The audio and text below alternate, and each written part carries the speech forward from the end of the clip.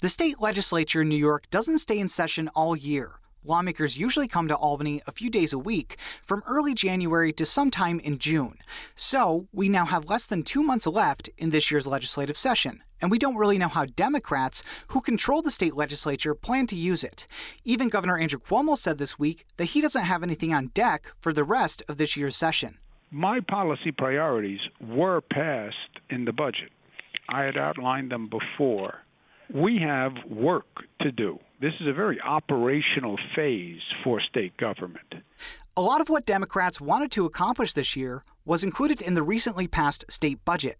They got new tax hikes on wealthy earners, historic investments in education, and a lot more. But advocates are hoping lawmakers consider other issues this year as well.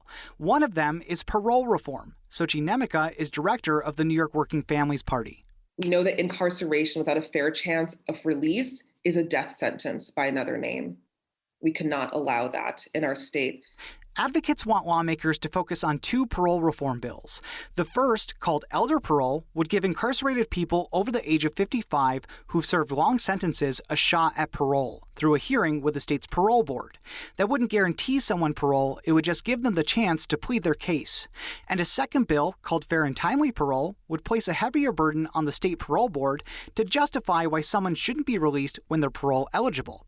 Assemblymember Carmen De La Rosa is a Democrat from Manhattan.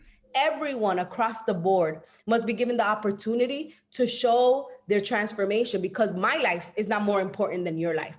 We are equal human beings in the eyes of God, and the law should reflect that.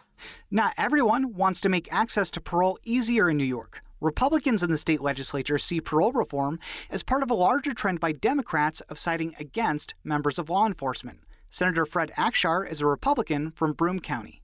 The majorities in both houses of the legislature, of this governor, they continue, by way of their policies, to put criminals and murderers before the safety of law-abiding citizens.